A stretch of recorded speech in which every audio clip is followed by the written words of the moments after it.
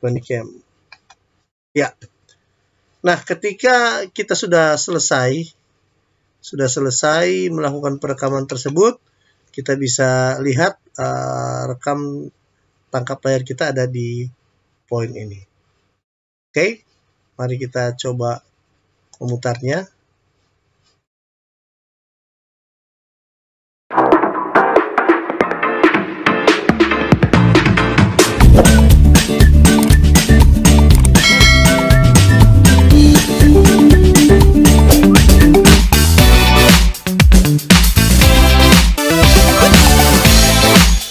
Nanti kita akan belajar dan saya akan tunjukkan bagaimana mulai dari kita mendownloadnya sampai kita memanfaatkan fitur-fitur yang ada di dalamnya. Ya, nah mari kita mulai sahabat kristal. Tetapi yang utama perhatikan dulu jaringan internet apakah kuat ya, karena nanti kita akan mendownload supaya tidak ada gangguan di saat kita melakukan pendownloadan ya di aplikasi Bandicam ini. Oke, langsung saja kita buka Google Chrome atau boleh juga buka Mozilla, tapi saya biasanya pakai Google Chrome. Kita klik saja Google Chrome. Ya, di sini sudah tersedia. Ya, saya keluarkan dulu beberapa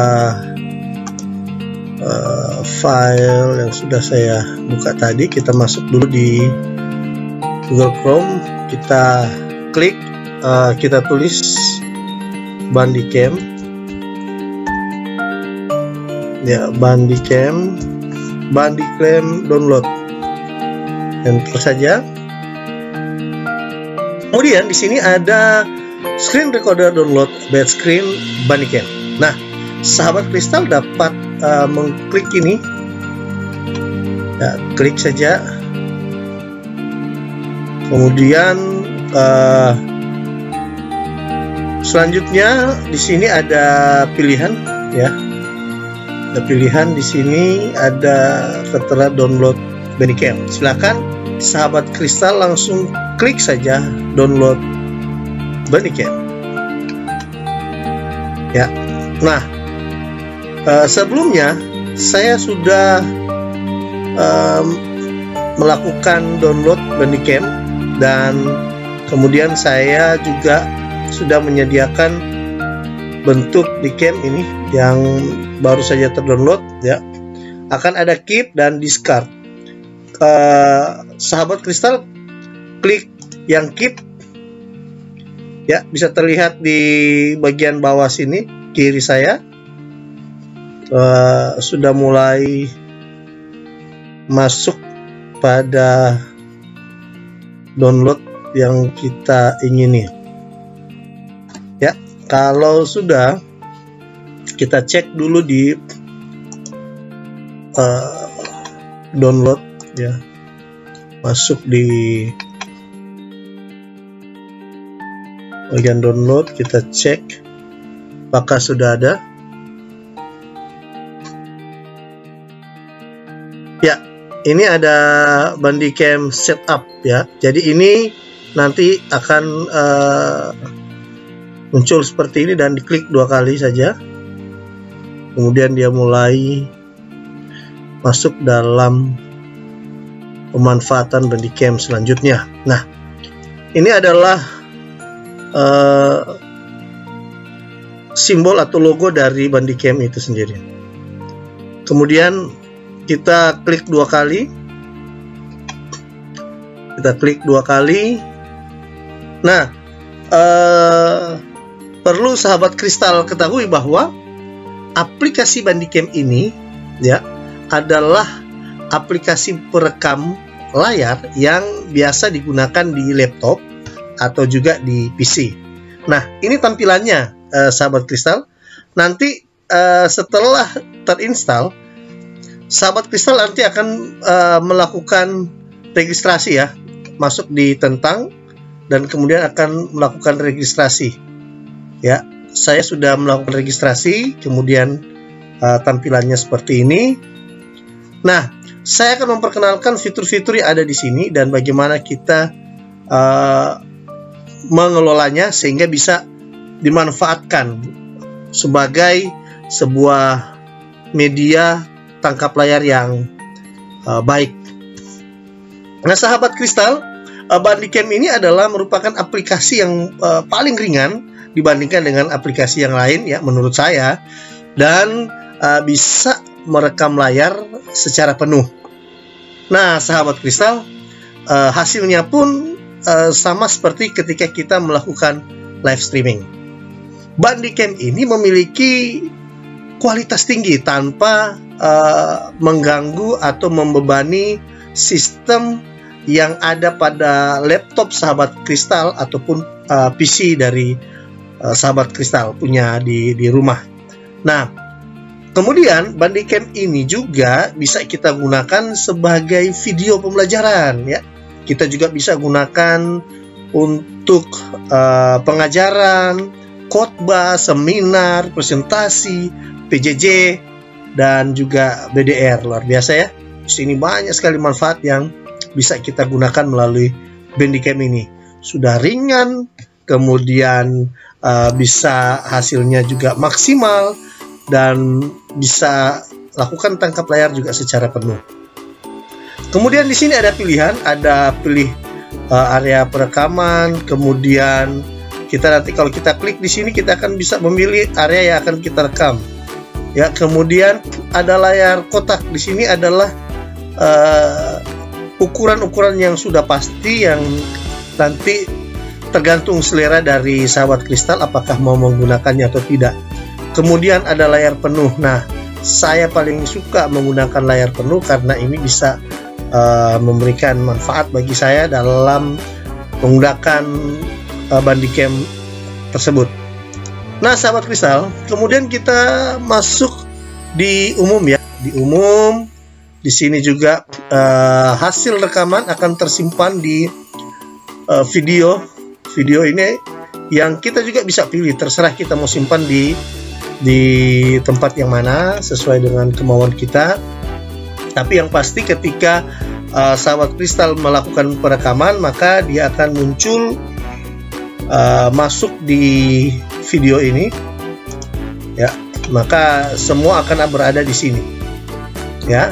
Nah, selanjutnya kita masuk di video.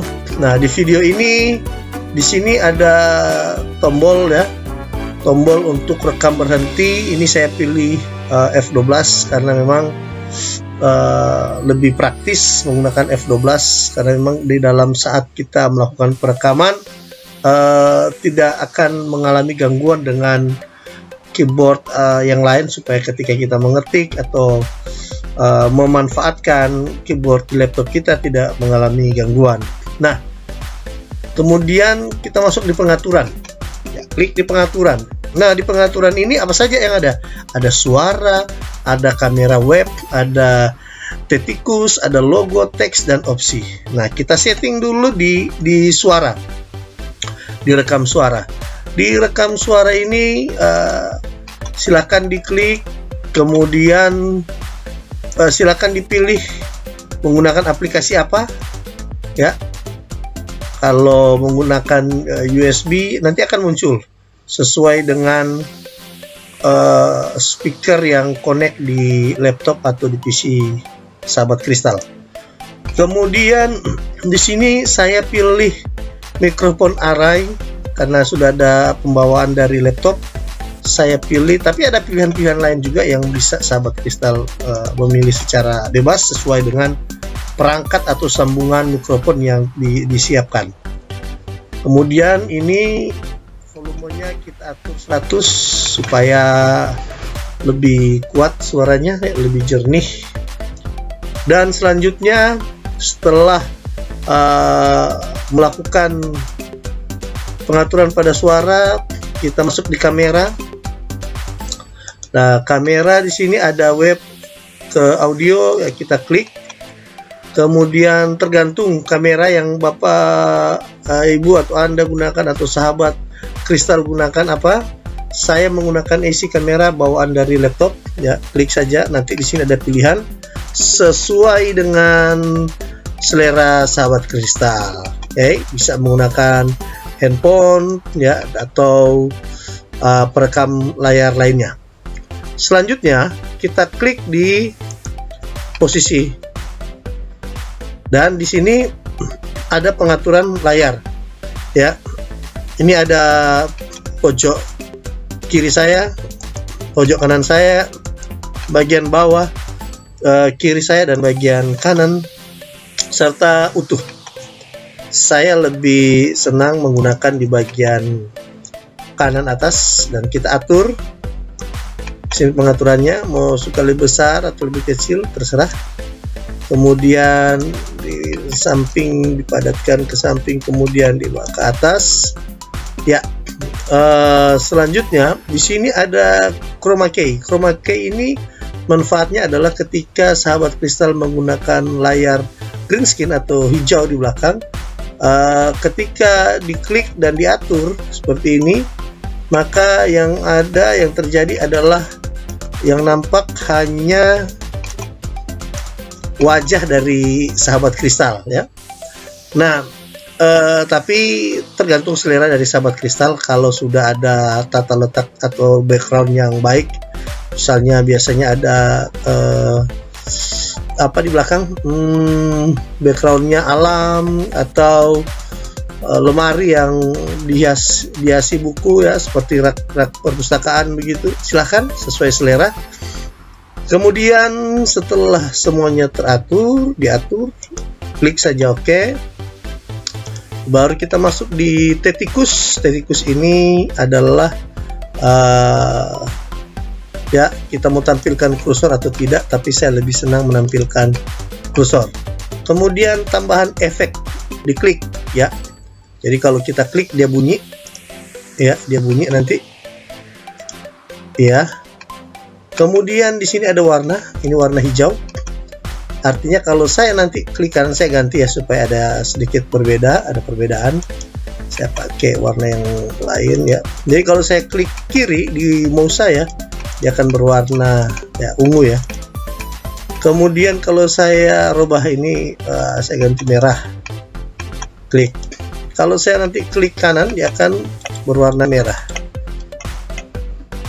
Kemudian ini sorot, ini bagian ini ya.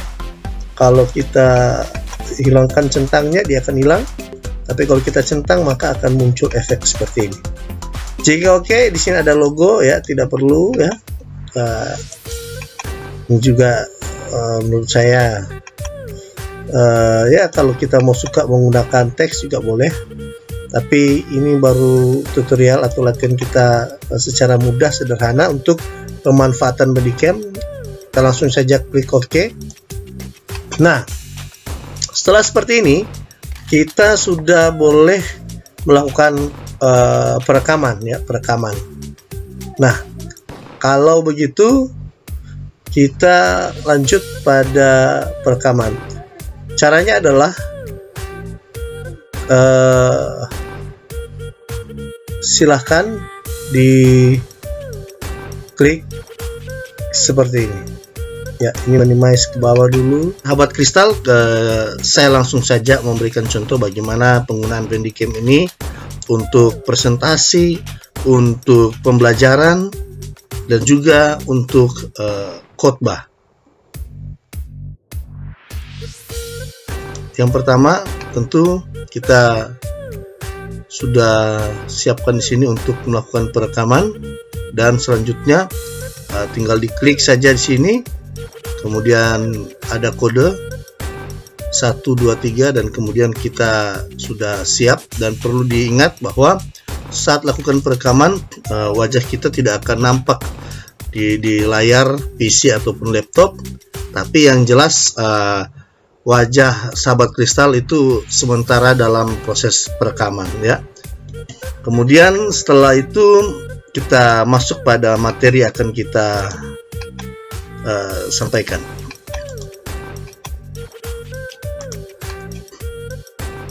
Baik, rekan-rekan guru yang hebat, hari ini kita akan membahas tentang materi pengembangan soal HOTS. Apa sih itu HOTS? HOTS adalah High Order Thinking Skill. Dan kemudian mengapa pentingnya HOTS itu kita pelajari ya. Mari kita lihat dulu tentang kompetensi yang diharapkan. Pertama, meningkatnya pemahaman guru SD tentang konsep penyusunan soal HOTS untuk pendampingan kurikulum 2013, dan untuk meningkatnya keterampilan guru SD untuk menyusun butir soal HOTS. Asesmen di Indonesia diarahkan ke model asesmen high order thinking skills, ya. Nah, ini yang menarik di sini, Bang, yang harus kita cermati bahwa ada yang namanya kecakapan abad 21 yang dibutuhkan, yaitu ada kualitas karakter, kompetensi, dan juga literasi dasar. Nah, ini poin-poin yang ada di dalam kualitas karakter, ini juga yang ada di dalam kompetensi, dan ini juga yang ada di dalam literasi dasar. Oke? Baik, sahabat kristal, itu untuk presentasi materi akan kita sampaikan. Selanjutnya untuk pembelajaran.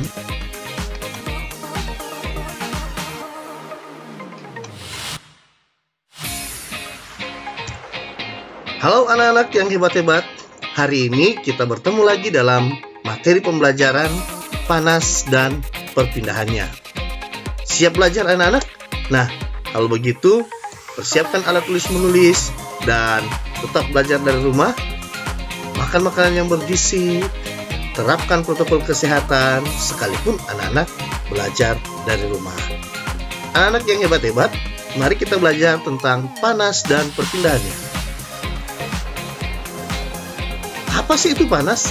Nah, panas memiliki pengertian adalah energi yang dapat berpindah dari suatu benda ke benda yang lain karena perbedaan suhu. Nah, panas berpindah dari suhu yang tinggi ke suhu yang rendah. Pengaruh panas terhadap suhu zat menyerap panas atau kalor. Anak-anak, suhu akan naik. Nah, ini yang menjadi contoh dari perpindahan panas itu sendiri.